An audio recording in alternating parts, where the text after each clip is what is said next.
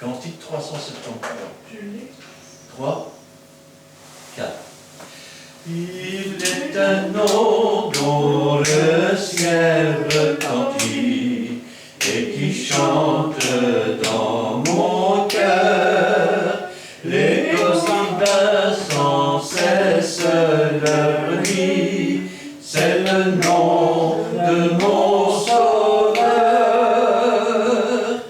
Dans mon cœur chante une mélodie, douce mélodie, céleste harmonie. Dans mon cœur chante une mélodie, chant d'amour qui vient des cieux. Jésus, nom suprême, son mélodieux, tout racheté l'aime, sur la terre et dans les cieux. J'aime chanter le nom de mon Sauveur, c'est lui qui m'a racheté, et je l'exalterai de tout mon cœur, jusque dans l'éternité. Dans mon cœur chante une mélodie, douce mélodie, céleste harmonie. Dans mon cœur chante une mélodie, chant d'amour qui vient des cieux. Jésus, nom suprême, son mélodieux, tout racheté l'aime, sur la terre et dans les cieux. Ce nom sera le thème des élus et des anges dans le ciel. Tous rediront le beau nom de Jésus dans un cantique éternel. Dans mon cœur chante une mélodie, douce mélodie, céleste harmonie. Dans mon cœur chante une mélodie, chant d'amour qui vient des cieux.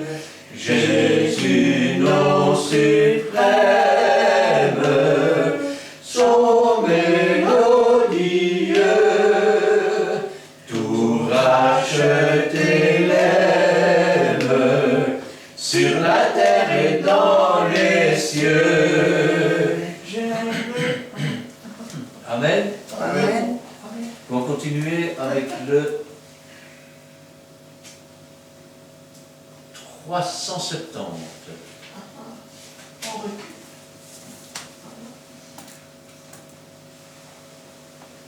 3, Je connais pas. 4. Heureux, béni, en compagnie de Jésus mon Sauveur, pour être libre, mon cœur je livre au digne Rédempteur, jadis esclave dans les entraves, Satan m'avait tenu. Jésus qui m'aime brisa mes chaînes et Satan fut vaincu. Viens aujourd'hui, oh viens à lui.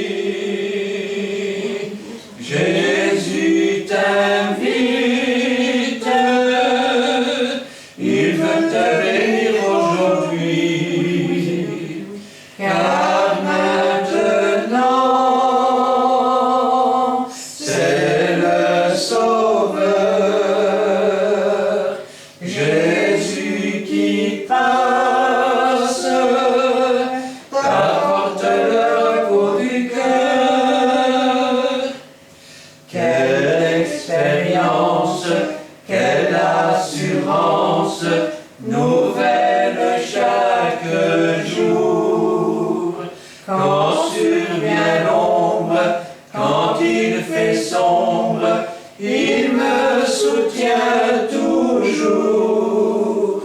Malgré les doutes qui sur ma route viennent apparaître encore, c'est par sa grâce, suivant ses traces, que j'atteindrai le port.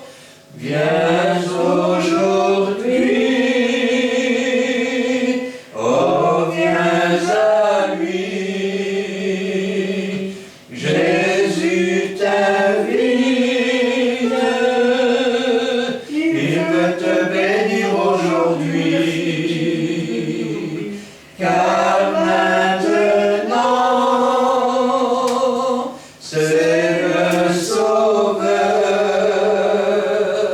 Jésus qui passe, t'apporte le repos du cœur. Amen.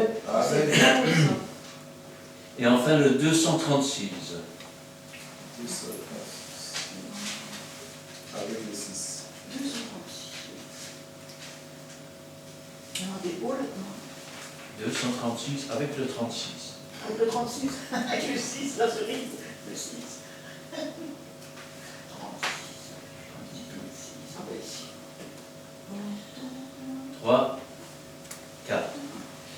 Portons la nouvelle partout, répandons-la autour de nous, faisons connaître à tout le monde que Jésus seul, dans sa grâce féconde, peut effacer tous les péchés et guérir les infirmités. Portons la nouvelle partout, répandons-la autour de nous.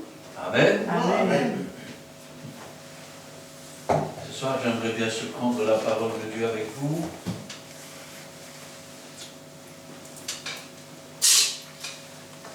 Nous allons parler d'un sujet délicat. Et j'aimerais pour cela prendre avec vous l'évangile de Luc, chapitre 11. Nous lirons là du verset 14 jusqu'à la fin du verset 23. Je vais demander à mon frère Edo de remettre la parole du Seigneur entre ses mains, et Gina nous fera la lecture. Nous te bénissons, éternel Dieu. C'est la promesse, Père Saint, que tu as fait. Tu mettras ta parole dans la bouche. C'est comme tu as dit à Moïse. J'ai mis ma parole dans la bouche. Va libérer ton peuple. Père Saint, nous voulons aussi, Père Saint, que ta parole soit vivante en nous ici. Que Père utilise l'instrument, Père Saint. L'instrument qui t'a choisi, Père Saint. Que le Saint-Esprit, Père Saint, lui révèle. Ainsi dit l'Éternel.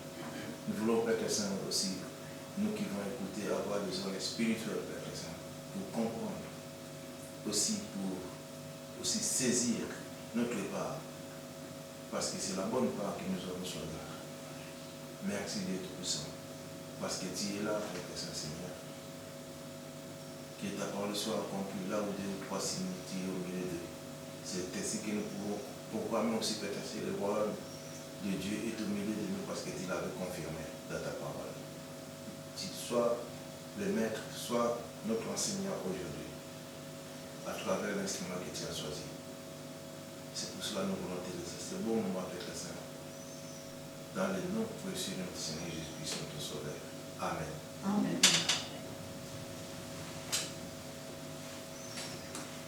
Jésus chassa un démon qui était muet.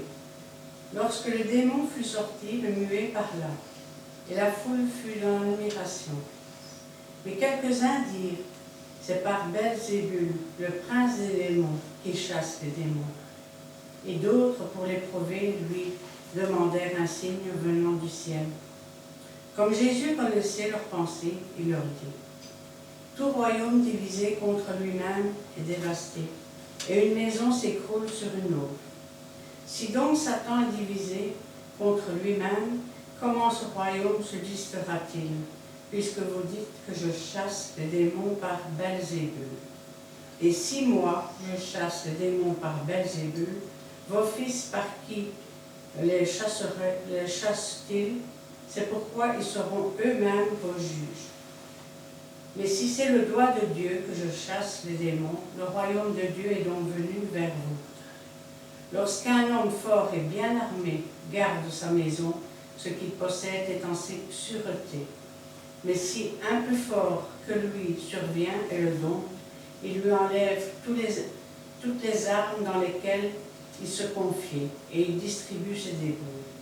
Celui qui n'est pas avec moi est contre moi, et celui qui n'assemble pas avec moi disperse. Amen. Amen.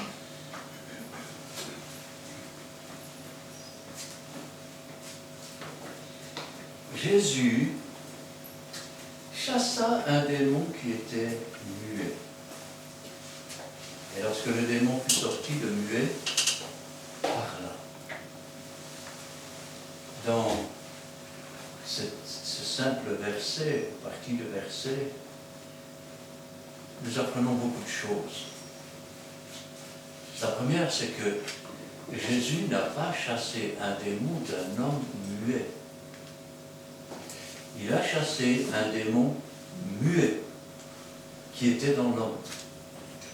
Et vous me direz, mais vous voulez dire que c'est le démon qui était muet? Oui. Et donc, l'homme ne pouvait pas parler? Oui, exactement. Il y a une différence entre être opprimé par Satan et ses démons. Quand on est opprimé, ça veut dire que quelque part, on est investi par toutes sortes de pensées. Ça peut être de la frayeur, ça peut être des tas de choses mauvaises. Et l'on résiste tant qu'on peut. Quand on est possédé, si l'esprit est sourd, on devient sourd. Si l'esprit est muet, on devient muet. S'il est les deux, on est sourd et muet. Si l'esprit est paralysé, l'homme devient paralysé. Si maintenant, je vais dire, l'esprit est fou, l'homme devient fou. Eh oui. Ce que je suis en train de dire, c'est une chose terrible. C'est parce qu'on ne se rend pas compte, même quand j'en parle comme ça. Mais essayez d'imaginer, quand quelqu'un est ainsi pris par un esprit méchant, à certains moments, je vais dire, l'homme remonte un petit peu à la surface, mais il est fatigué, il est épuisé. Pourquoi? Parce que l'esprit qui est en lui n'a ni chair ni os, et il n'est jamais fatigué, il n'a pas faim. C'est d'ailleurs pour cela que beaucoup de possédés se laissent dépérir sans manger jusqu'à mourir. Eh oui, quand l'esprit est à l'intérieur, c'est un peu comme si, comment est-ce que je pourrais expliquer ça? Imaginez que vous ayez pris tellement de cachets que vous soyez somnolent. Et vous êtes là. Et puis, ce n'est plus vous qui vivez. C'est comme si vous étiez dans le coma. De temps en temps, quand vous remontez à la surface, c'est un peu comme un cauchemar. Pourquoi? Parce que vous réalisez que vous êtes dans une situation que vous ne pouvez pas supporter. Et aussitôt après, l'esprit vous fait taire et c'est comme si vous retombiez dans le sommeil ou dans le coma. Ça veut dire que cet homme ne pouvait, et il avait beau ouvrir la bouche, ce n'est plus lui qui avait le contrôle des paroles. Ce n'est plus lui qui avait le contrôle de ce qu'il voulait regarder ou pas. Ce n'est plus lui qui avait le contrôle de ce que ses mains voulaient faire ou pas. Ça veut dire que c'est comme si l'être humain à l'intérieur était endormi. Quand, prenons un exemple, Quand nous devenons le temple, l'habitation de Dieu en esprit, c'est l'Esprit de Dieu qui vient faire sa demeure. Et donc, comme disait l'apôtre Paul, ce n'est plus moi qui vis, c'est Christ. Ce qui veut dire qu'il était conscient de ces choses, mais parfaitement d'accord avec ce qui se passait, puisque c'est ce qu'il voulait, suivre Dieu. Et donc, les œuvres qui se passaient, souvent, je vais dire, l'étonnaient, mais dans le bon sens du terme. Tandis qu'un possédé, il découvre petit à petit que sa vie ne lui appartient pas, qu'il ne fait pas ce qu'il veut. Quand il marche dans la rue, c'est comme s'il était dans un rêve. Ce n'est pas lui qui marche, ce n'est pas lui qui agit. On pourrait se poser la question, mais attendez, parce que vous me dites, oui, un esprit sourd, un esprit muet, un esprit paralysé, un esprit qui rend courbé, comme cette femme qui était une fille d'Abraham et que Jésus redressa. Mais comment se fait-il que tous ces esprits sont dans cet état-là, hein? On dirait une armée d'éclopés. Ben oui, c'est la vérité. Parce qu'autrefois, ces esprits méchants étaient des anges de Dieu. Et l'un d'entre eux, qui s'appelait Astre Brillant, a décidé de se dresser contre Dieu pour prendre la place de Dieu avec son armée, un tiers de tous les anges dans le ciel. Il y eut une énorme bataille dans le ciel. Et au cours de cette bataille, des anges furent blessés. Des anges furent, je vais dire, comment on va dire ça, estropiés. D'autres furent choqués devant la puissance et la colère de Dieu, au point qu'ils devinrent muets. D'autres devinrent sourds. D'autres devinrent boiteux. D'autres devinrent courbés. D'autres devinrent fous. Quand on examine l'attitude des démons, c'est exactement l'attitude de ceux que l'on appelle traumatisés de la guerre. Eh oui. Pourquoi? Parce qu'il y en a qui sont devenus sourds, il y en a qui sont devenus muets, il y en a qui sont pas loin des crises de folie, il y en a qui sont dans les cauchemars tous les jours.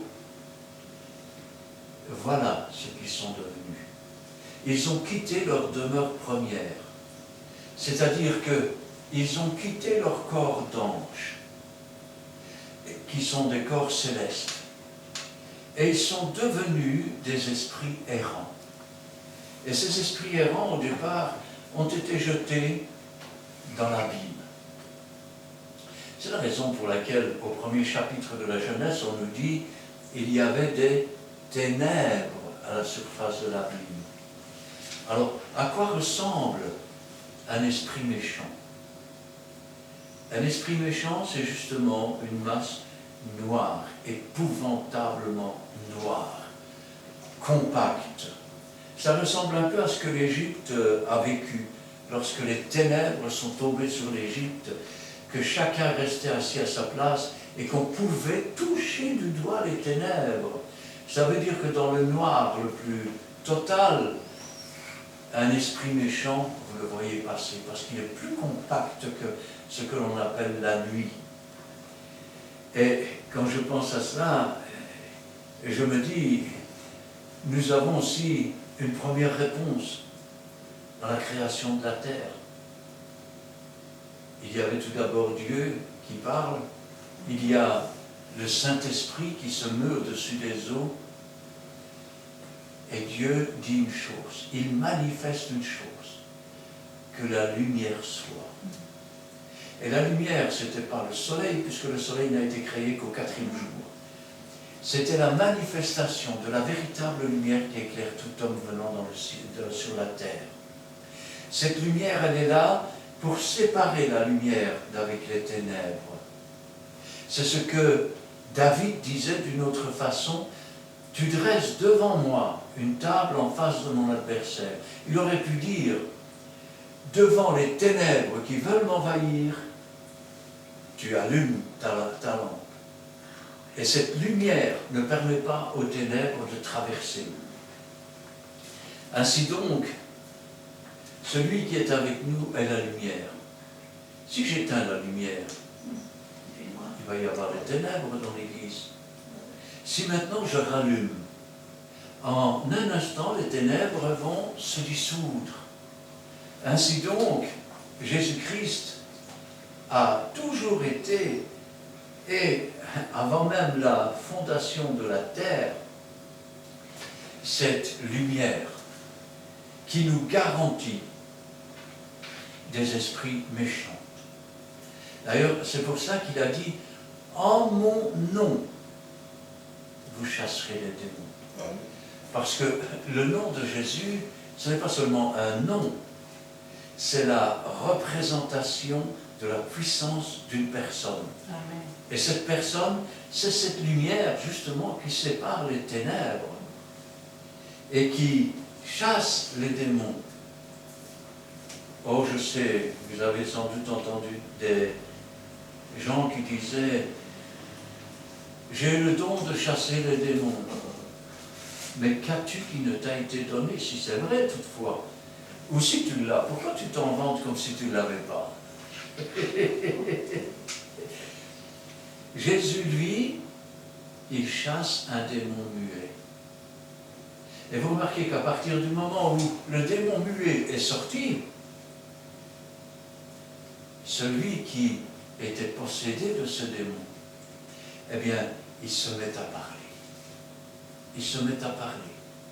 Comme celui qui est sourd et dont le démon de surdité est chassé, eh bien, il se met à entendre. Celui qui est courbé et dont on chasse le démon qui est courbé, il se redresse. Je peux vous dire que quand une personne est délivrée d'un démon, c'est quelque chose de fantastique pour cette personne. C'est comme si on sort de la nuit le matin, on est un peu étourdi, et puis c'est le soleil qui se lève. On se sent léger, on se sent libre, on se sent bien. Tout ce que, je vais dire, ce corps étranger a apporté dans le corps de l'être humain est enfin parti. Vous savez, les démons, c'est un peu comme un verre dans une pomme. Ils ne se contentent pas, je vais dire, de focaliser tous les organes et d'endormir quelque part l'âme. Petite parenthèse, si vous vous rendez à l'hôpital et que vous propose de vous faire hypnotiser, méfiez-vous. Parce que quand votre âme est endormie, c'est là que les démons se donnent à cœur joie pour entrer dans votre âme et dans votre corps. Alors, il faut savoir que la séance d'hypnotisme, ça a toujours été, ça fait partie du domaine de la magie, des magouas, des sciences occultes. Alors, quand Jésus a chassé ce démon, il fallait pour cela de la puissance. Pourquoi? Parce que n'oubliez pas qu'un démon, même s'il est estropié, c'est un ange déchu. Même s'il est déchu du titre d'ange, il y a toujours de la puissance là derrière. C'est d'ailleurs pour ça que quand on parle de Satan, on parle du prince de la puissance de l'air. Et je peux ajouter, et des ondes. Et oui. Comment croyez-vous qu'il entre dans le cerveau des gens pour tenter, pour, je vais dire, amener à forcer la volonté des gens? C'est par la persuasion, comme on fait quand on fait de l'hypnotisme. Vous savez, un jour, je me trouvais chez moi et nous avions l'habitude de regarder des émissions assez tard avec des jeunes, de pasteurs. les choses n'étaient pas toujours... Alors, à la fin, je reprenais les points qui n'étaient pas bons et qu'il fallait écarter. Et on gardait ce qu'il y avait à garder. Et puis un jour, l'une des jeunes est venue avec un ami, son petit copain. Et elle s'est assise à table, son copain était debout, et il commence. Moi, j'étais assis dans un fauteuil. Moi, je fais de l'hypnotisme. Et quand je fais ça, et que je commence à me tendre, vous verriez ce que j'arrive à faire. Et il me regarde, il dit, et vous, vous combattez ça. Et je ne lui réponds pas. La sœur qui l'avait amenée, elle se tourne vers lui, elle lui dit, tu te rends compte qu'il la regarde?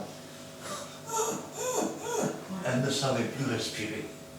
Elle est en train d'étouffer sur sa chaise. Et je me souviens alors, je n'ai appris qu'après ce que signifiait cela. Et je me suis mis à avoir ma main, mon doigt qui tournait comme ça, et je le regardais droit dans les yeux. Et je dis, maintenant c'est fini, tu es lié, tu te tais. Et cet homme, il voulait parler. J'ai dit, non, c'est fini. À partir de maintenant, tu vas sortir de cette maison, et tu ne reviendras que si tu te repens, tu changes de vie. Et après cela, cet homme est sorti, et pendant que je liais cet esprit qui était en lui, la sœur a recommencé à respirer. Ce qui nous montre qu'il y a des choses, je vais dire, qui sont au-delà du charnel. Pour nous qui sommes chrétiens, nous comprenons qu'il y a des choses autres que charnelles. Il y a, par exemple, l'Esprit de Dieu, nous le sentons, ça nous réjouit. Mais l'esprit malin nous attriste. Et j'ai dit tout à l'heure qu'il était comme un ver dans une pomme. Ça veut dire qu'il laisse des dégâts. Ça veut dire qu'il détruit la santé des gens. Il détruit le moral des gens. Le but, je vais dire, des esprits méchants, c'est quelque part d'exister et de continuer à exister, mais au travers du corps de quelqu'un qui ne leur appartient pas. Alors, ça peut se traduire par quoi? D'abord, commençons par où trouve-t-on le plus de démons? Bonne question, ça. Il y en a qui me diraient dans les églises sataniques. Alors, laissez-moi vous dire que les églises sataniques, c'est comme les églises chrétiennes. Oui. Il y a plus de maquignons que de vraies églises. Ben oui. Dans les églises sataniques aussi, il y a des gens qui ont trouvé un moyen, je vais dire quelque part, pour se servir de culte soi-disant satanique, et tout ça pour s'enrichir. De même, dans l'Évangile, il y a des gens qui se servent de Dieu pour essayer de s'enrichir. Et il y a des églises qui ne sont pas des églises de Dieu. Ben, c'est la vérité. C'est pas de Dieu. Mais, donc, si c'est pas là qu'on trouve le plus de démons, où est-ce qu'on trouve le plus de démons? Cimetière. Au cimetière. Ah oui, cimetière. Pourquoi? Parce que, C'est vrai. vous savez, quand les cochons, rappelez-vous quand Jésus a chassé une légion de cet homme gadarénien, quand les milliers de cochons se sont jetés de la falaise et se sont noyés, vous croyez que les démons se sont noyés? Non, ils sont simplement sortis des cochons, ils ont cherché une autre demeure. Quand un possédé meurt et qu'on l'enterre au cimetière, vous savez, il faut bien penser qu'un esprit n'a ni chair ni os. Donc, il lui faut un certain temps pour réaliser qu'il ne sait plus manœuvrer le corps comme il Dans voudrait. les cochons. Comment? Dans les cochons, il y a des démons. Ben oui. Je pourrais pas j'entends ça. La première fois que tu entends ça, C'est bon. Jésus a abordé sur le territoire des Gadaréniens. Ah, Et là est venu un homme qui allait dans les sépulcres, comme ça, je le sais. dans les sépulcres, dans les cimetières. Quand on le liait, il brisait les chaînes. Et il se meurtrissait avec des pierres. Et lorsque Jésus a ordonné à cette légion de démons de sortir, eh bien, ils se sont jetés dans les ports, et les ports se sont jetés de la falaise. Si tu devais en parler. Et donc, quand un possédé meurt, l'esprit ne meurt pas. Et donc, il est conduit au cimetière avec. Ah, oui, oui, oui, oui. Et donc, il est mis dans la terre. Certains esprits s'en vont avant l'enterrement. Ben oui. Pourquoi? Parce qu'ils disent, je ne peux plus bouger, moi, si je m'en vais. Ah, bah oui, oui. Mais d'autres essayent quand même. Et qu'est-ce qui se passe après? Imaginons que c'est une vieille dame qui est possédée d'un esprit méchant. Un esprit qui a l'habitude de se réfugier chez les femmes. Et puis, comme il est sorti, ben, il n'a plus rien pour se manifester, il n'a plus de corps, donc pour lui c'est un peu comme une espèce de mort aussi. Ah, bah oui. Et puis, il passe un jeune homme dans le cimetière. Ah, Il rentre dans le jeune homme. ah, aïe, aïe, aïe. Quel en est le résultat? Elle est possédée d'un démon. Oui, d'abord. Mais quel en est le résultat? Je ne suis pas bien dans ma peau. Dehors, je suis un homme, mais à l'intérieur, j'ai l'impression d'être une femme. Ou dehors, je suis une femme, mais à l'intérieur, j'ai l'impression d'être un homme. Et comme le diable aime bien détruire, eh bien, ça peut aller jusqu'à la destruction du corps de l'homme ou de la femme. Oh là. Et tout ça pour ressembler à ce qu'il n'est pas. Mais, comme il est un peu comme dans le coma à l'intérieur, eh bien, c'est pas lui réellement qui fait toutes ces choses. C'est celui qui a pris possession de son corps. Quelle est l'autre possibilité qui arrive? Imaginons, vous vous promenez dans un cimetière et vous tombez sur un esprit qui erre depuis 20 ans, Vous faites dans le cimetière. ou 30 ans. Il est au cimetière. Il a erré dans un avion, il a erré dans un bateau, il a erré dans un train. Et puis un jour, il trouve quelqu'un possédé. Alors il rentre dans cette personne, qu'elle soit vieille, jeune ou enfant.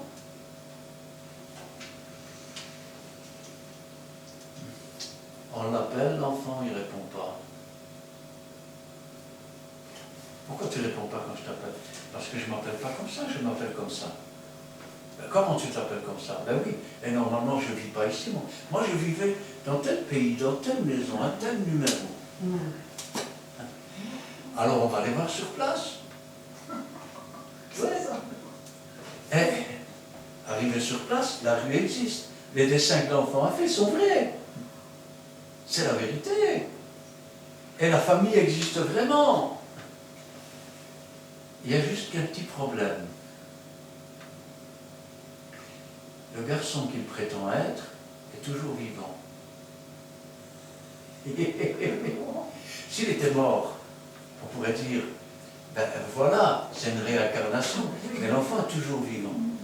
Donc ça veut dire que l'esprit qui était dans l'enfant, à un moment donné, pour une raison quelconque, est-il rentré dans une église où le Saint-Esprit était là, il a dû prendre la poudre d'escampette Oh là là. et a commencé à errer.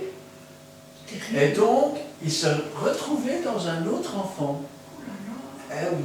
Oh là là. La mémoire de vie antérieure n'est en fait qu'une forme de possession. Oui, en même temps, je n'y vais plus dans les cimetières. Non, non, une forme de possession.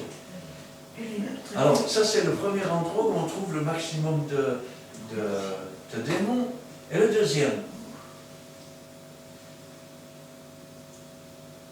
réfléchissez un tout petit peu. Dans la morgue, Ah oui. dans les morgues. Oui. Eh oui, ça veut dire quoi? Ça veut dire que quand un chrétien ou un enfant de Dieu entre dans un hôpital, il doit se mettre sous le sang de Jésus. Avant d'entrer dans un cimetière, il doit se mettre sous le sang de Jésus Sans Jésus. pour être protégé, pour être sous la garde du Seigneur. Ça, c'est vrai. Ainsi donc, Jésus chassa un démon qui était muet. Et lorsque le démon fut sorti, le muet parla.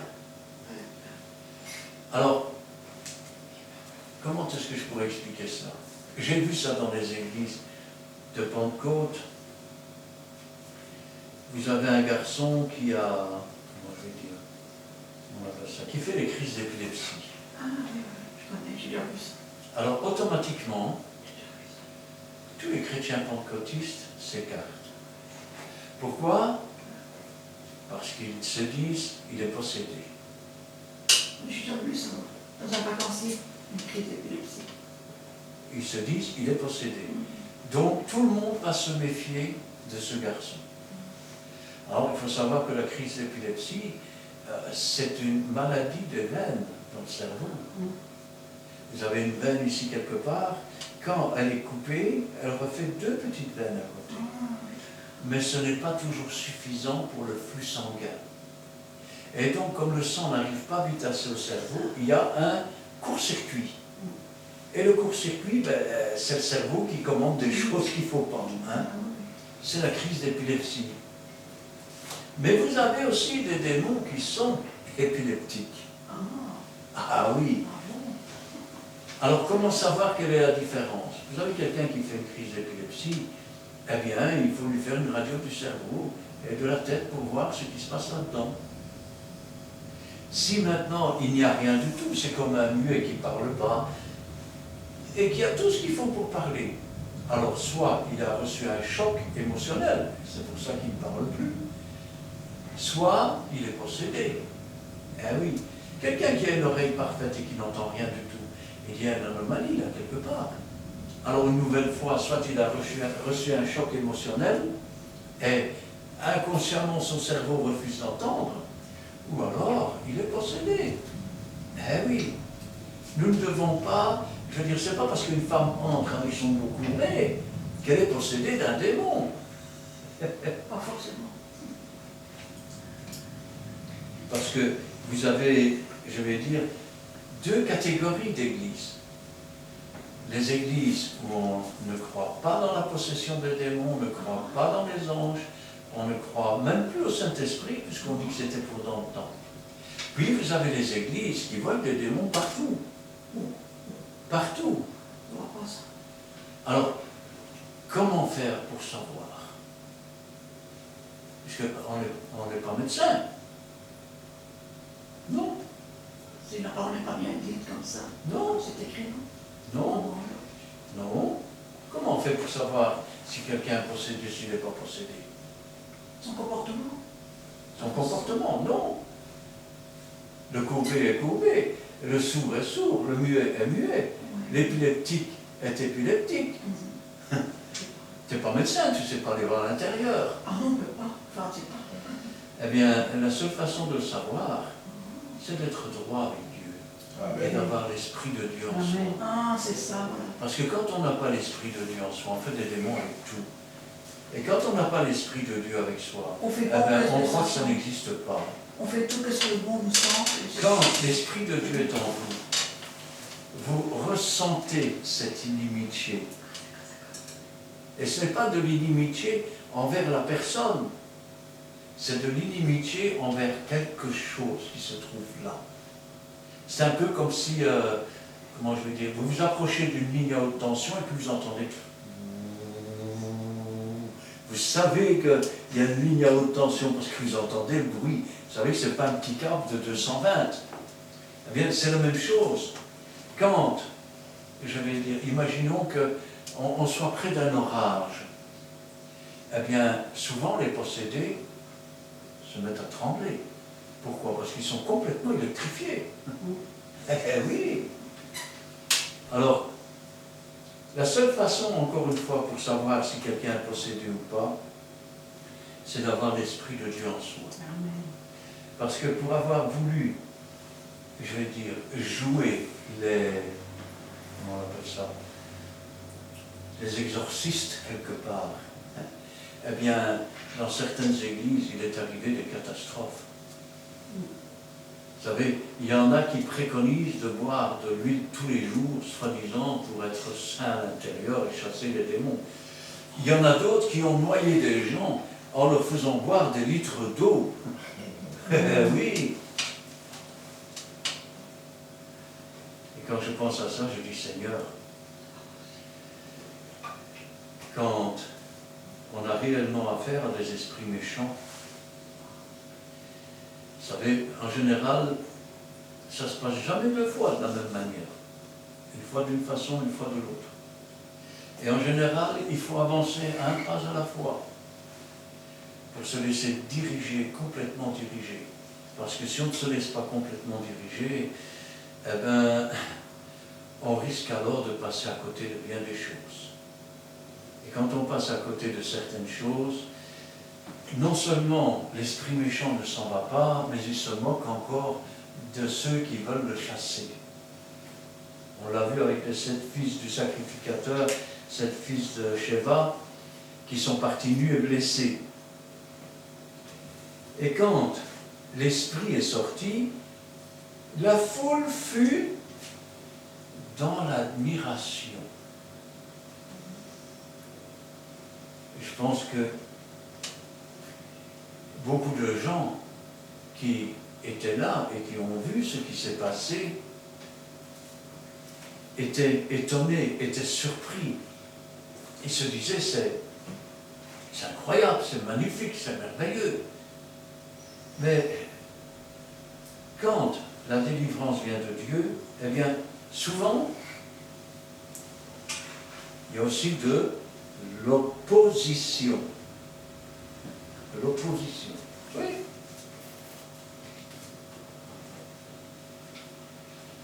Vous savez, moi je me souviens d'une jeune femme, elle avait donné son cœur à Satan. Elle disait, prends mon âme. Et quand je lui ai dit, mais pourquoi tu fais ça, pourquoi tu as fait ça? Ben parce que comme ça, Jésus est obligé de venir et de me protéger. Je dis, mais c'est pas comme ça que Jésus va te protéger. Et en réalité, eh bien, cette femme avait non seulement un esprit méchant, un esprit d'impudicité, un esprit d'adultère, elle était pleine de toutes sortes d'esprits. Un jour, je terminais ma réunion ici, et c'est comme si mon regard a flashé. Elle se tenait assise à peu près là sur le coin. Et je la regarde comme ça. Elle était ainsi. Ça ne va pas? Quelque chose qui ne va pas? Et elle tremblait. Elle était comme ça.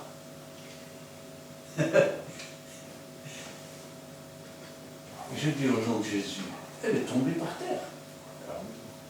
Elle est restée là, mais tu ne pouvais pas le chasser parce que c'est elle qui l'invitait, parce qu'elle voulait le recevoir dans son cœur. Et ça l'a conduit où? Quelque temps plus tard, elle s'est séparée de son mari. Après, elle se retrouvait à l'hôpital parce qu'elle ne mangeait plus. Et elle a continué dans une autre église où là, elle a brisé un couple pour s'en aller avec le mari d'une autre. Il y a des esprits qu'on peut chasser. C'est un peu comme quand on prêche l'évangile ou quand on enseigne. Vous avez des gens qui sont enseignables, vous avez des gens qui ne sont pas enseignables. Cela veut dire qu'ils sont bornés.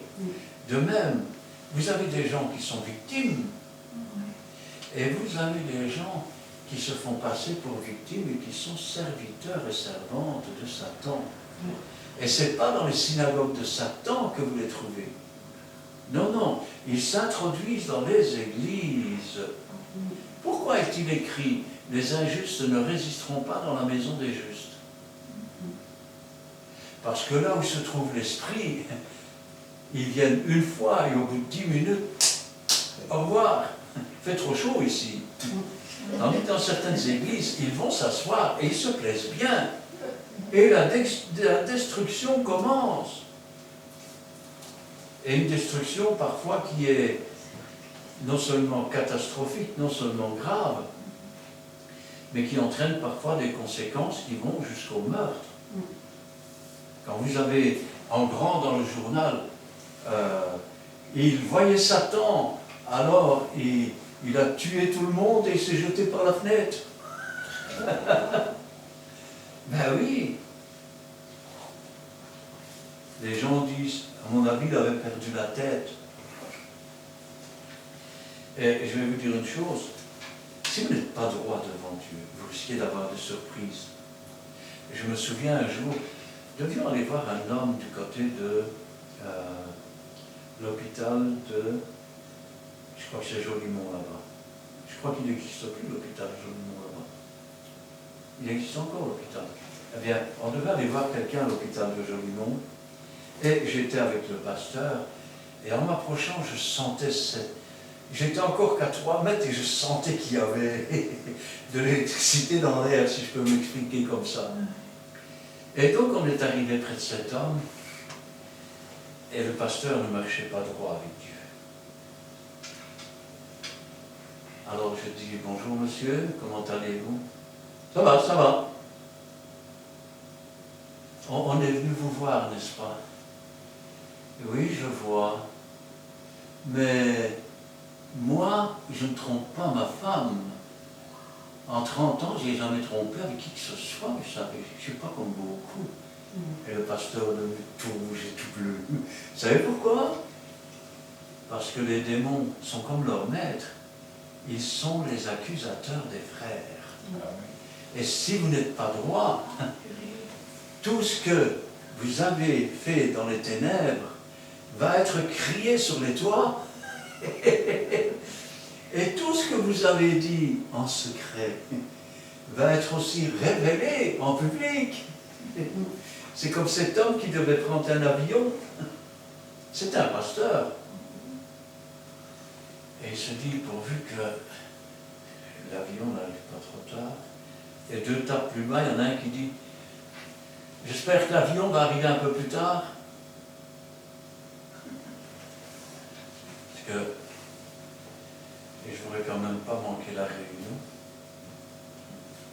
Quand je pense à tous ceux qui courent après les réunions,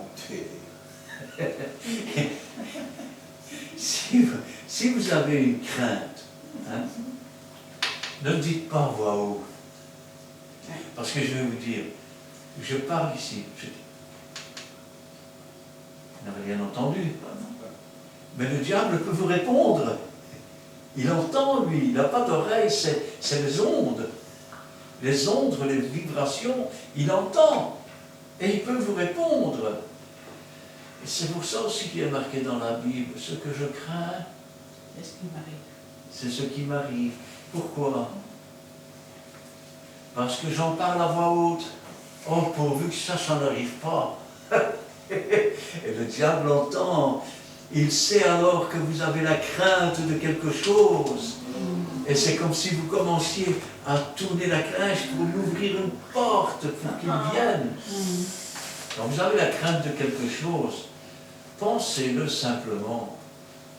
Pensez en vous-même pourvu que cela n'arrive pas. Le diable n'a pas entendu, mais Dieu, lui, il entend. Parce que s'il connaît la parole qui sort de ma bouche, avant qu'elle ne sorte de ma bouche, ça veut dire qu'il connaît aussi ce qu'il y a dans mon cerveau. Eh oui.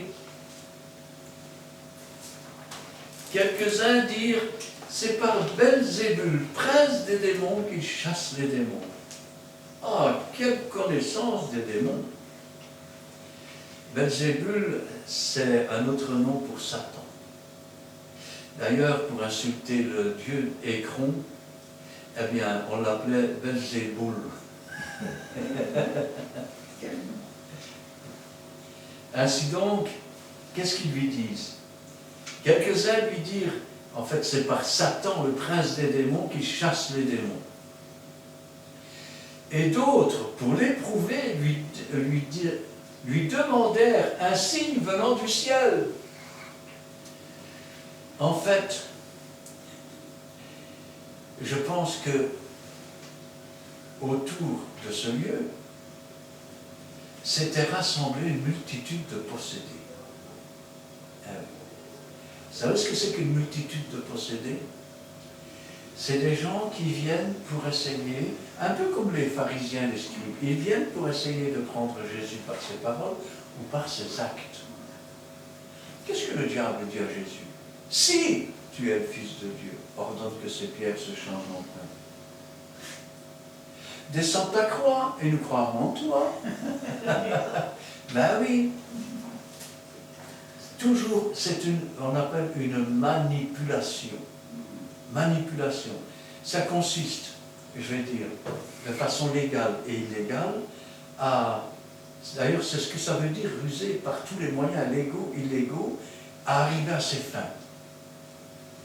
Et regardez, les premiers dirent, ah ben c'est par Satan qui chasse les démons. Comme ça, les gens vont dire, oh attention, parce que peut-être que c'est vrai. Et donc, le diable a fait son œuvre.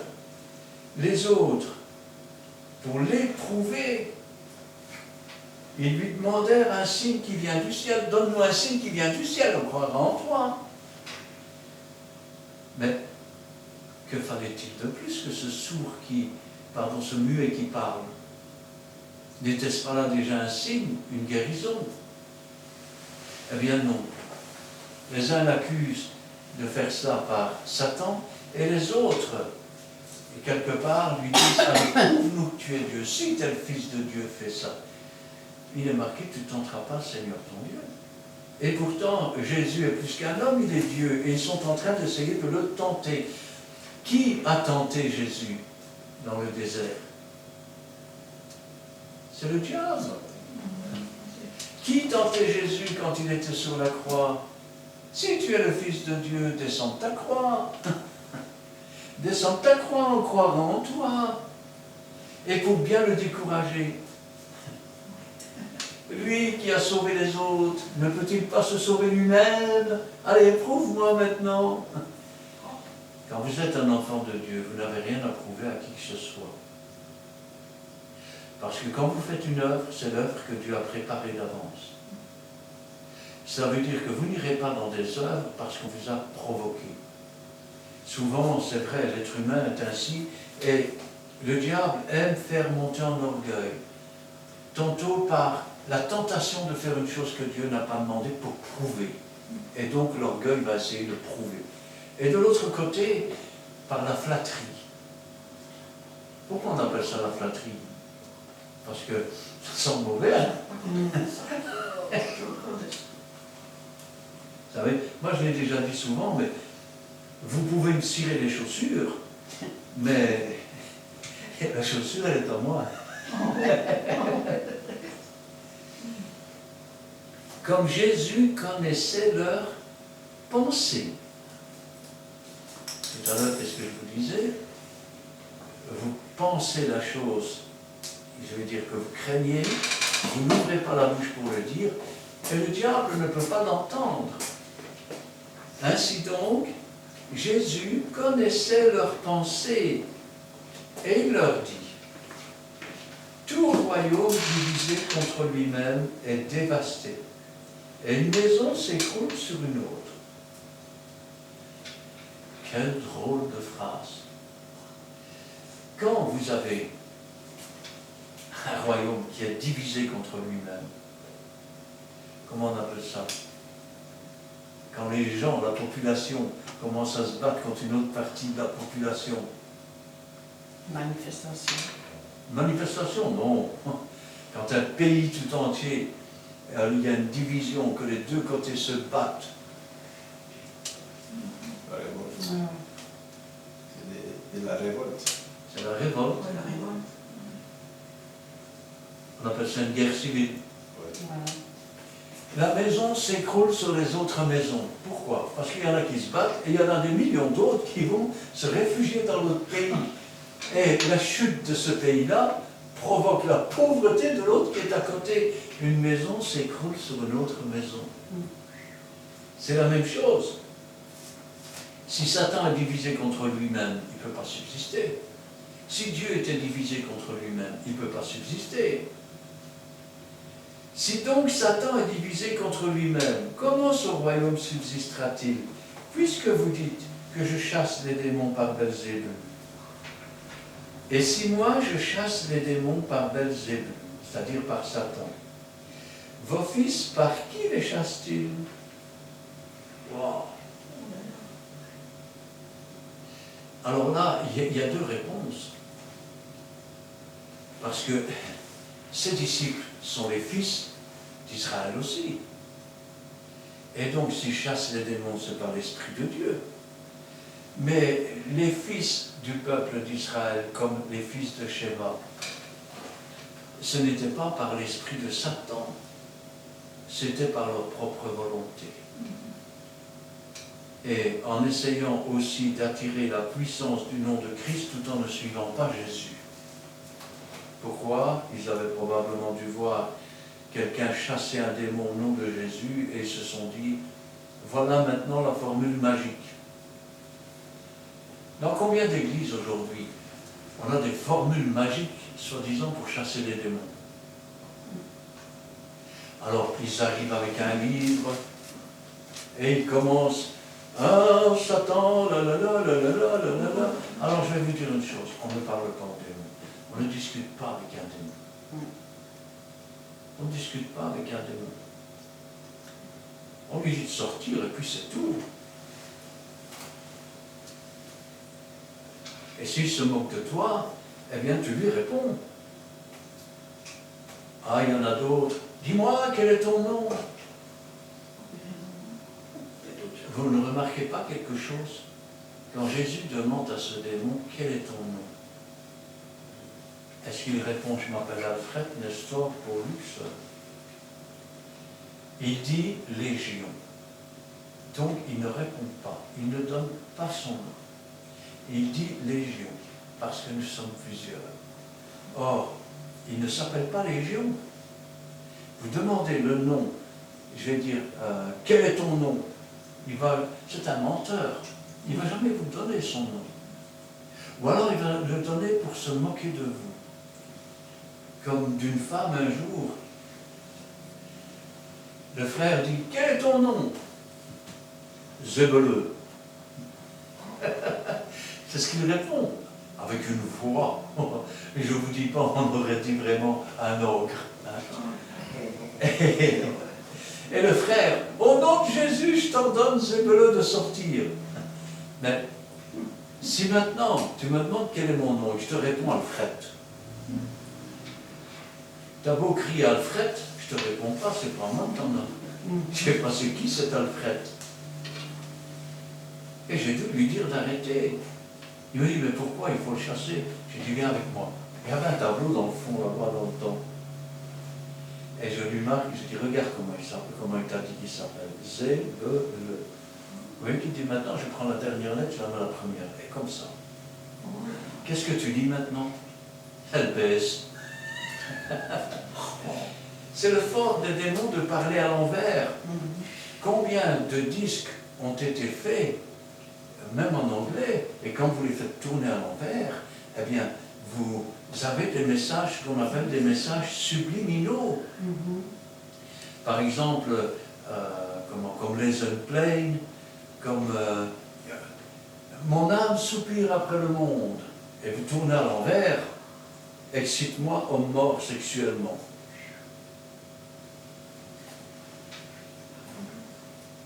Si donc Satan est divisé contre lui-même, comment son royaume subsistera-t-il? Puisque vous dites que je chasse les démons par Belzébul. Et si moi je chasse les démons par Belzébul, vos fils par qui les chassent-ils? C'est pourquoi ils seront eux-mêmes vos juges. Ils seront eux-mêmes vos juges. Il parle de ses disciples qu'il avait envoyés pour chasser les démons, pour guérir les malades. Et regardez ce qu'il ajoute. Mais si c'est par le doigt de Dieu, le doigt de Dieu. Je ne sais pas si vous imaginez un démon qui peut prendre possession d'un être humain ou d'un animal, qui peut faire bouger des meubles, qui peut provoquer des hallucinations, tout ce que vous voulez. Mais si donc j'ai chassé ce démon, je vais dire, par l'Esprit de Dieu ou par le doigt de Dieu. Quand un ange lève sa main, 1000 hommes peuvent mourir. Quand Dieu touche avec son doigt, les démons s'en vont. Et si donc, c'est par le doigt de Dieu, et remarquez, la correspondance est quand même pas mal, puisque nous savons que Jésus est la droite de Dieu. Quand on parle de droite, c'est souvent la main droite. Quand on parle de Jésus, il est l'action. Si c'est par le doigt de Dieu que je chasse les démons, le royaume de Dieu est donc venu vers vous. Je vais le dire autrement. Dans une église où il n'y a aucune présence du Saint-Esprit,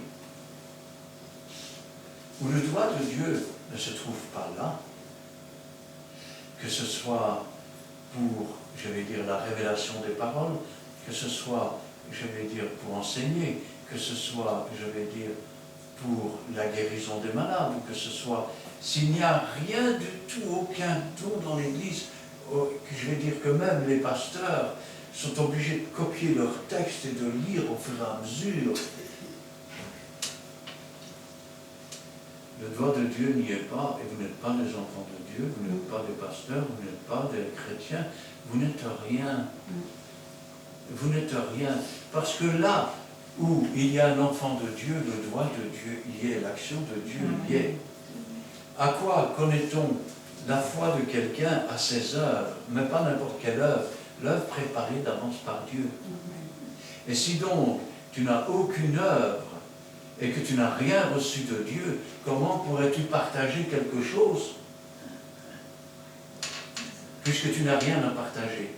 Ou alors ce que tu vas partager, c'est quoi? C'est ta coutume, ton éducation, tes connaissances intellectuelles, et puis peut-être la bonne lecture.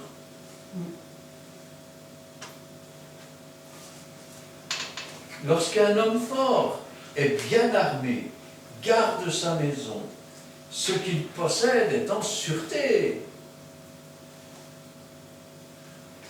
Peut-on piller la maison d'un homme fort sans l'avoir lié au préalable? Non. Combien de fois j'ai vu, au nom de Jésus, je t'ordonne, sors. Commence par le lier. Parce que si tu ne le lis pas, il va se servir de toutes ses armes. Et ces armes, c'est quoi? Ben, c'est la ruse, c'est le mensonge, c'est, c'est apporter sa malignité. Eh oui. Mais si un plus fort que lui survient et le dompte, je vais dire autrement, celui qui est avec nous est plus fort que celui qui est dans le monde. Parce que le diable est le prince du monde. Mais Jésus-Christ est le roi des rois et le Seigneur des seigneurs. Et il est plus fort que celui qui est dans le monde. Et la première chose que nous devons demander, sans même ouvrir la bouche, lorsque nous nous approchons d'un possédé, c'est prier intérieurement, n'oubliez pas. Parce que si vous priez ouvertement dès le départ, vous savez ce qui va se passer? Il va laisser l'homme remonter à la surface, il va se cacher derrière. Et c'est terminé. C'est terminé pourquoi? Parce qu'il va attendre que vous ayez fini de parler à l'homme, et quand vous aurez fini, il prendra la place. Et il rendormira l'homme. Il faut donc commencer par le lier. Et la première chose à faire, à l'intérieur de soi-même, Seigneur, lis cet esprit méchant. Tout pasteur qui se respecte, quand il monte sur une tribune, avant même de prêcher, la première chose qu'il fait, et il le fait intérieurement, Seigneur, lis tout esprit méchant, qu'il n'y ait pas de place pour quoi que ce soit d'autre, que seule la puissance de ton Saint-Esprit remplisse ce lieu, et que tu domines sur toutes choses. Vous le liez. Et après qu'il est lié, vous faites rentrer l'homme plus fort. Seigneur Jésus, chasse ce démon. Et le démon ne sait plus s'appuyer sur ses armes. Pourquoi? Parce qu'avec un homme, il peut toujours discuter avec son intelligence, mais avec le Seigneur, on ne discute pas. Et le nom de Jésus, c'est la puissance qui entre, qui balaye tout. Mais s'il y a plus fort que lui survient et le dompte, écoutez bien, il lui enlève toutes les armes dans lesquelles il se confiait. Ne croyez pas qu'un démon n'a pas d'armes. Il a des armes. La première de ces armes, c'est manifester la peur chez les autres. La deuxième, c'est de connaître tous les péchés de chacun. Je l'ai dit tout à l'heure, c'est l'accusateur des frères. Il est comme son maître Satan. La troisième, c'est l'égarement, c'est le mensonge.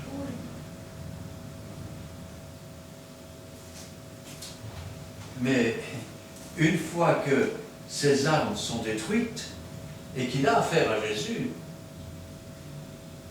et il distribue ses dépouilles. Vous entendez? Il distribue ses dépouilles. Et je vais le dire autrement. Le pasteur chasse un esprit. Et qu'est-ce qu'il dit? Au nom de Jésus, je t'ordonne de sortir. Mais il n'a pas prié avant pour le lier ou quoi que ce soit. Qu'est-ce qui se passe? L'esprit sort. Il va dans les lieux arides. Soit dans un cimetière, soit dans une morgue, soit... Et il revient au bout d'un moment. Pourquoi il revient? Parce qu'il est toujours vivant pour l'autre. Pour manger l'autre. Il est toujours vivant. Il faut distribuer ses dépouilles. Ça veut dire quoi? C'est quelque chose d'étrange. Pourquoi je ne chasse jamais, par exemple, un démon dans une maison où il y a un chat? C'est gentil un chat, non? C'est mignon. Sauf quand l'esprit entre en lui et qu'il commence à marcher au plafond, à redescendre de l'autre côté, à tourner en rond comme ça. Quand j'ai déjà vu ça dans des églises, chasser le démon, on distribue la dépouille. Et qu'est-ce qui se passe? Eh bien, il est mort pour l'homme de qui il est sorti, il ne reviendra plus. Pourquoi on distribue la dépouille? Parce que ses armes ont été brisées. Et donc, il sort. Et sa dépouille est distribuée à qui? Ben, à des gens comme ceux-là. C'est par le diable que tu distribues, que tu fais ça. Montre-nous un signe qui vient du ciel. Et les esprits qui sont dans cette personne sont distribués. Ça peut être des chevaux qui sont à 100 mètres et qui se mettent à hennir et à hurler. Ça peut être un chien qui devient comme un fou et enragé. Vous savez, un jour, je me suis retrouvé dans une maison et la femme et les enfants avaient peur. Parce que toutes les nuits, ils entendaient monter dans les escaliers d'en haut. Ils entendaient frapper dans les murs. Et j'écoutais, je regardais, et je sondais. Il faut toujours suivre ce que le Saint-Esprit te met à cœur. Et je leur ai posé une question. Je dis, dis-moi, tu serais prêt à donner ton perroquet pour être libéré? Oh non, le perroquet, je l'aime bien. Je lui dis, et le chien? Si tu devais choisir entre le perroquet et le chien pour donner. Oh non, le perroquet, je le garde. Et j'ai prié le Seigneur. Cette nuit-là, les bruits se sont fait entendre dans l'escalier. Le chien s'est présenté à la première marche de l'escalier et il est mort. Et ils n'ont plus jamais eu de problème.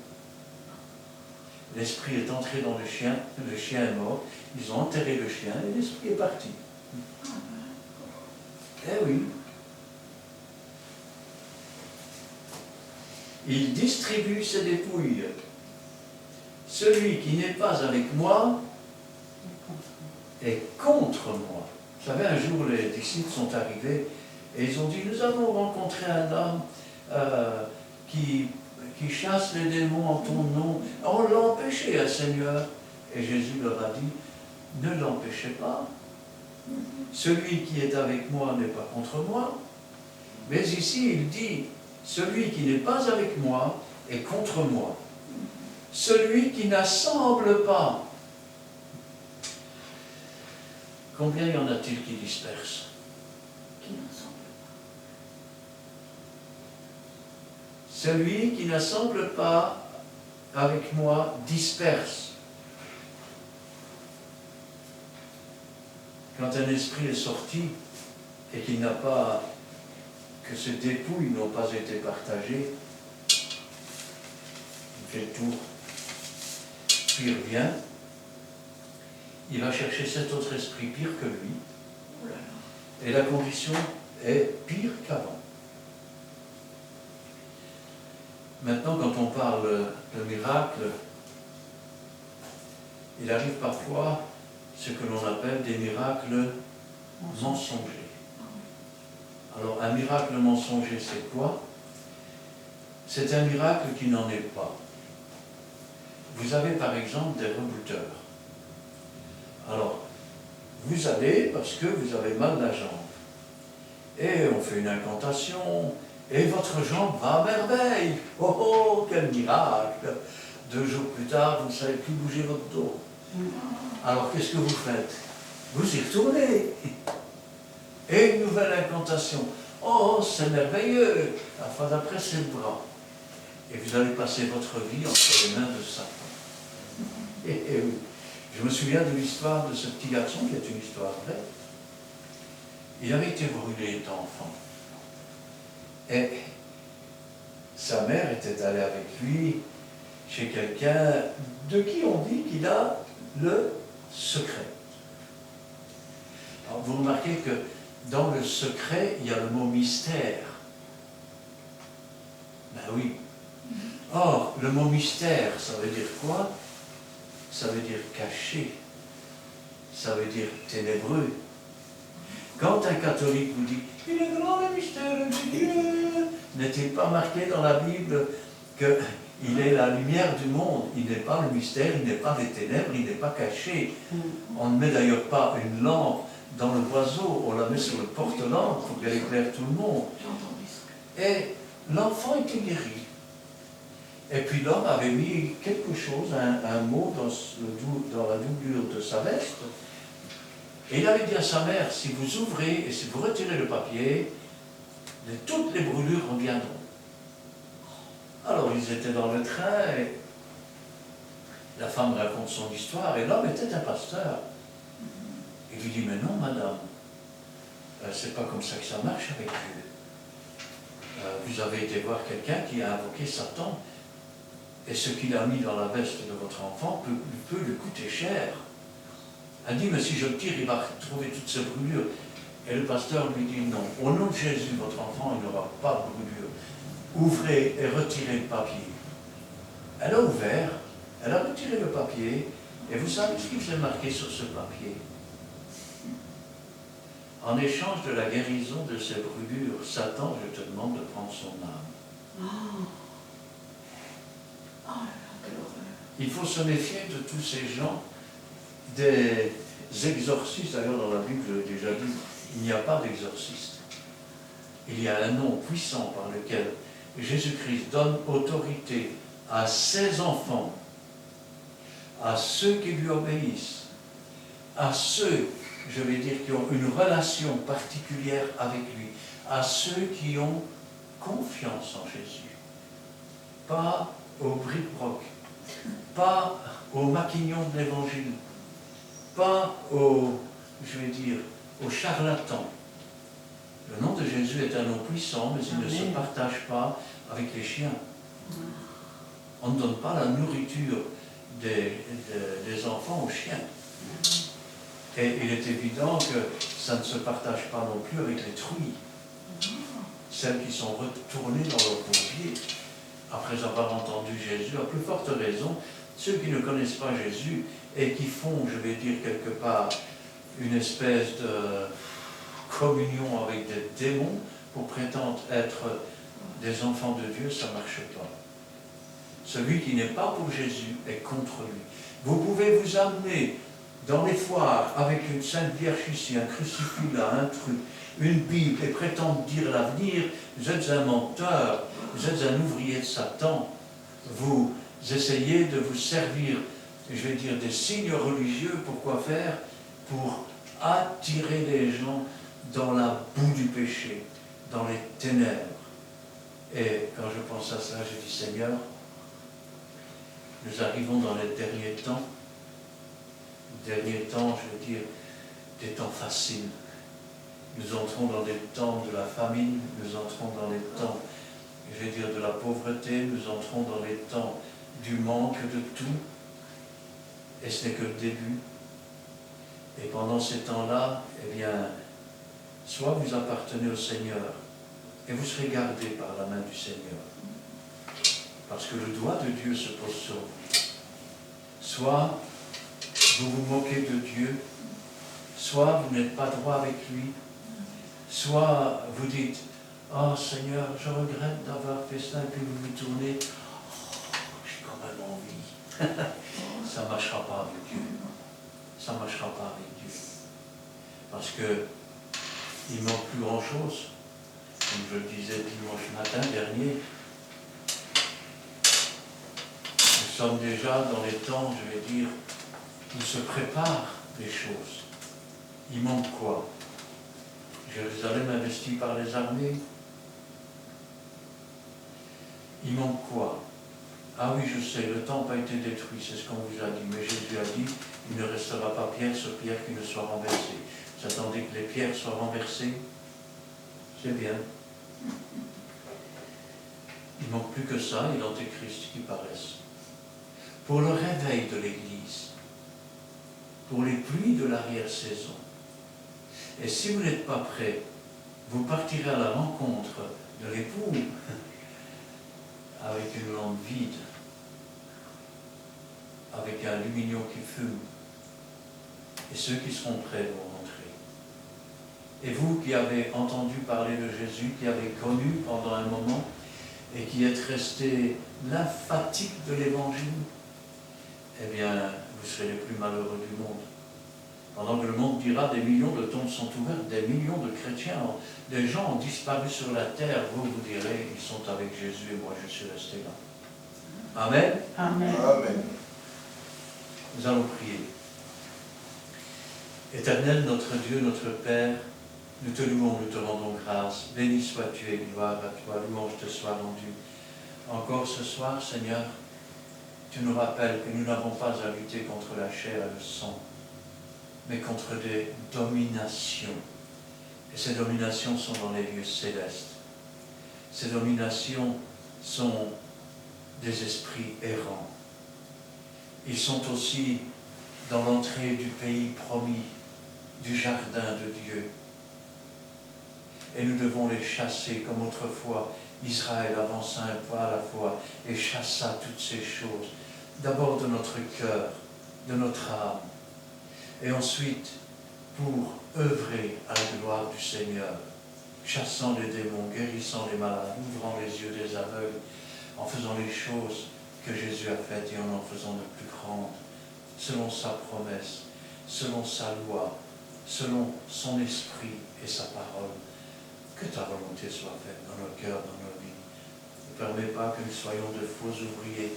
Ne permets pas que nous soyons des ouvriers fainéants de l'Évangile. Ne permets pas, Seigneur, que nous soyons des imposteurs, mais que nous soyons réellement tes enfants. Qu'en toi, Seigneur, nous nous appuyons avec tes armes à toi, Seigneur. Pas avec les armes de la moquerie, pas avec les armes de la tentation comme le font les possédés qui se tiennent dans les églises, mais au contraire, Seigneur, avec ton esprit, ta lumière, ta présence et ton amour.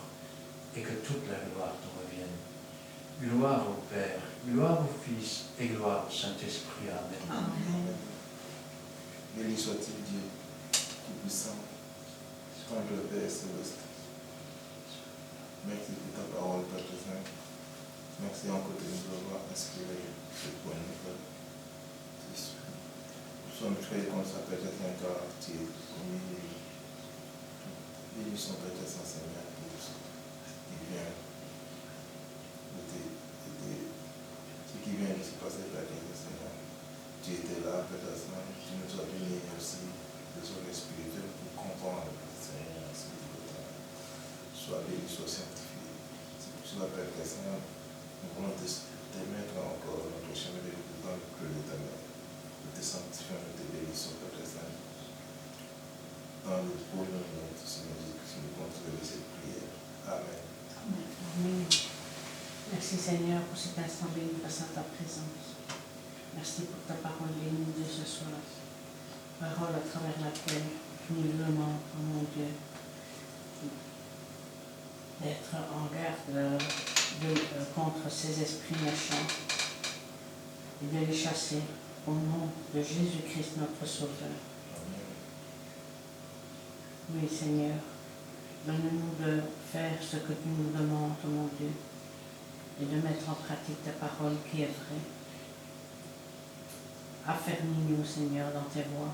Augmente notre foi, augmente notre amour, oh mon Dieu, car nous t'aimons de tout notre cœur et nous voulons rester sur ce chemin étroit qui nous conduit à la vie éternelle. Écarte de nous, Seigneur, tous les ruses, tous les pièges que l'ennemi peut nous tendre. Ne permets pas que nous tombions en tentation. Utilise-nous, Seigneur, comme un instrument béni entre tes mains, car nous voulons faire ta volonté à chaque circonstance de la vie qui se présente à nous, qu'elle soit bonne ou mauvaise. Donne-nous, Seigneur, de toujours lever les yeux vers toi, de crier à toi, Seigneur, de prier sans cesse, de te faire connaître, Seigneur, nos supplications, nos prières, car tu aimes en nous entendre, mon Dieu, et le secours vient de toi. Oui, Seigneur, apprends-nous, Seigneur, à être, Seigneur, un serviteur, une servante fidèle, docile, fervente et te servant, Seigneur, non pas du bout des lèvres, mais du fond de notre cœur, avec fidélité et sincérité, Seigneur. Agis dans chaque famille représentée ici. Agis, Seigneur, comme toi seul peux le faire. Interviens aussi pour ton serviteur que je t'ai choisi aujourd'hui. Entoure-le du sang précieux de l'agneau. Entoure tous tes serviteurs qui prêchent intégralement ta parole, sans rien ajouter, sans rien retrancher. Tiens-les tous dans ta main puissante, mon Dieu. Car ton retour est proche, tu le dis sans cesse dans ta parole, et nous vivons les temps difficiles. Mais toi, Seigneur, tu es toujours là, Seigneur, prête à nous défendre, à nous secourir, à tenir notre main faible dans ta main puissante. Guide-nous pas toujours dans tes empreintes, mon Dieu, car nous voulons rester sur le bon chemin. Agis dans nos familles, Seigneur, aussi, dans nos enfants, les petits-enfants. Interviens, Seigneur, pour tous ceux qui ont un cœur rebelle, car tu vois, ils sont nombreux, Seigneur, tous ceux qui ont un cœur de chair. Ce qui est impossible à l'homme est possible à toi, car tu peux changer un cœur de chair, de pierre en un cœur de chair, tout est possible, mon Dieu. Et en toi, nous avons confiance. Gloire et leur puissance soit rendue, dans le bon nom de Jésus-Christ, notre Sauveur. Amen. Amen. C'est vrai, Seigneur Jésus, rien n'est impossible à toi. Tu es le même aujourd'hui éternellement. Et si tu crois de tout ton cœur, tu verras la gloire de Dieu. Seigneur Jésus, je te demande que mes frères et sœurs ici présents, et les autres aussi qui ne sont pas là, que tu puisses nous garder dans ton chemin étroit. Parce que le chemin large mène à la perdition. Aide-nous à toujours rester avec toi, Seigneur Jésus, dans tes paroles à toi, Seigneur Jésus. Hein? Que toi tu nous enseignes au travers de ce serviteur que tu nous as donné ce soir. Et merci pour ta parole parce que ça fait du bien Il y a encore des choses qu'on ne comprend pas toujours et qu'on apprend avec toi, Seigneur Jésus, chaque jour, un jour à la fois. Merci parce que j'ai encore appris quelque chose, Seigneur Jésus, Saint-Esprit. Mais je voulais l'entendre, si c'était vrai ou pas vrai, ce que ce serviteur avait dit, Seigneur Jésus, Saint-Esprit. Parce que m'avait déjà parlé avec les cochons, là, mais je me dis que ce qu'elle nous raconte, celle-là. Et alors, et que c'est une amie depuis longtemps. Et alors, on va parler de ça. Et merci parce que tu m'as éclairé, Seigneur Jésus Saint-Esprit, au travers de ce serviteur ce soir, qu'avec les cochons, Seigneur, qu'il y avait des démons à l'intérieur aussi. Mais nous sommes plus que vainqueurs avec toi par le sang précieux du Seigneur Jésus Saint-Esprit. Et merci, aide-nous aussi à mettre nos pieds là où nous devons les mettre, Seigneur Jésus Saint-Esprit, dans ton chemin étroit. Et que ta parole, elle est la vérité. Et parce qu'il n'y a pas un iota qui est enlevé de ta parole, Seigneur Jésus Saint-Esprit. Et que nous n'ayons pas là ou là, Seigneur Jésus Saint-Esprit. Que nous restions toujours dans ton chemin. Et je te remets tous ceux qui ne sont pas venus, Seigneur Jésus, et tous ceux qui t'ont abandonné, Papa, au trône de ta grâce. Et là aussi, je te demande que tu parles en leur cœur, Seigneur Jésus Saint-Esprit. Touche les cœurs à salut, Seigneur Jésus. Ne les laisse pas tranquilles, Seigneur Jésus, ceux qui t'ont abandonné, Seigneur Jésus, qui ont connu ta parole, Seigneur Jésus. Et je te remets aussi toutes les familles autour de ta grâce, tous ceux qui ont entendu parler de toi, mais qu'ils ne savent pas, Seigneur Jésus, que tu puisses les amener à toi et les toucher à salut. Ma famille, comme la famille de Vigina, la famille des Dours, en dehors et tout ça, Seigneur Jésus, les cousins, les cousines, les frères, les sœurs. Je te les remets tous au trône de ta grâce, Seigneur Jésus. Parce que c'est vrai, bientôt, tu reviens nous chercher, tu n'es pas loin, nous ne savons pas où, parce qu'on ne peut pas le savoir, Seigneur Jésus, on n'est pas des voyants. On a l'esprit de toi en nous, Seigneur Jésus Saint-Esprit. C'est toi qui as ton temps et c'est un jour à la fois, Seigneur Jésus Saint-Esprit. Mais c'est vrai qu'il vaut mieux prier en soi-même pour pas que le diable nous entende, Seigneur Jésus. Et alors le lier avant de le rejeter, Seigneur Jésus, par ton sang précieux à toi, Seigneur Jésus. Parce que nous sommes tes enfants, Seigneur Jésus Saint-Esprit. Et nous t'appartenons, Seigneur Jésus Saint-Esprit.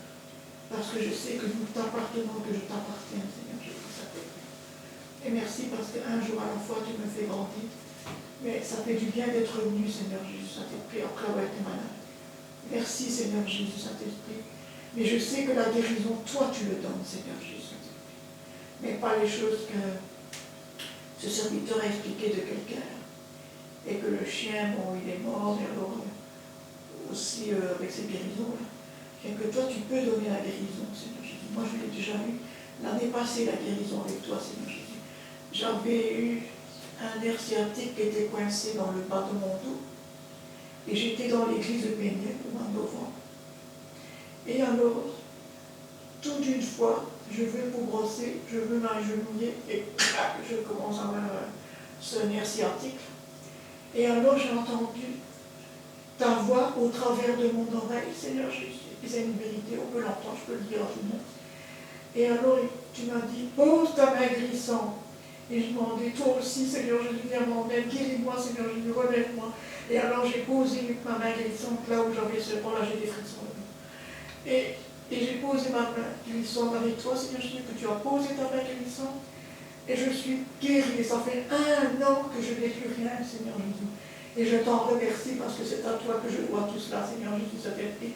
Et alors cette tendinite que j'ai eu à mon pouce, oh, quelle douleur dans ce bras que ça a commencé. Et tout est parti, Seigneur Jésus, Saint-Esprit. Parce que j'ai cru que toi tu pouvais, Seigneur Jésus. D'abord il faut se soigner, il faut prendre un petit médicament, moi il faut mettre un peu de gel. Mais toi tu es le Dieu de l'impossible, tu es le Dieu de guérison. Et moi j'y crois, Seigneur Jésus, parce que tu m'as tellement, tant de fois guéri, Seigneur Jésus Saint-Esprit. Et de tout mon cœur, je veux le dire à haute voix parce que tu nous aimes quand on regarde à toi, Seigneur Jésus Saint-Esprit. Et merci pour les guérisons que tu m'as déjà données, Seigneur Jésus Saint-Esprit. Papa, je te remets tout cela au nom du Seigneur Jésus, Tout-Puissant. Alors, gloire au Père, gloire au Fils et gloire au Saint-Esprit. Amen. Amen. Amen. Petite rectification, tous les cochons n'ont pas des démons. Ah, pas tous, je ne sais pas, moi je comprends plus. Non. Je veux que tu m'éclaires dessus parce que Je t'invite à lire. je te demande pardon si j'ai mal. je t'invite à lire dans l'évangile de Luc, chapitre 8, à partir du verset 26, jusqu'à la fin du verset 39. Tu peux le lire chez toi. Attends. Ce que je disais, c'est que Luc, Jésus... combien? Luc 8, 26. Attends, je vais marquer comme ça. Luc 8, 26. À 39. 26, hein, oui. À 39. Je veux que tu me le dises. Ce que j'ai dit, c'est que cet homme était possédé. Ah, il était possédé, alors d'accord. Et que Jésus lui avait demandé quel était son nom et qu'il avait dit ses légions. Ah, Et comme il était tourmenté par la présence de Jésus, c'est les ça. démons ont demandé la permission d'entrer dans le berceau. Ah, alors il faudra que je le dise à la Et Jésus personne. leur a permis. Ah, il faudra que je le dise à la personne, alors qu'elle a mal compris aussi. Amen. Amen, merci Eh bien, on Seigneur. va terminer avec le cantique 521. Je m'en excuse, mais c'est parce que bon, j'avais entendu là, alors maintenant je vais pouvoir lui dire aussi. Je vais pouvoir lui dire. Le combien? 521. On apprend tous les jours. Celui qui veut écouter.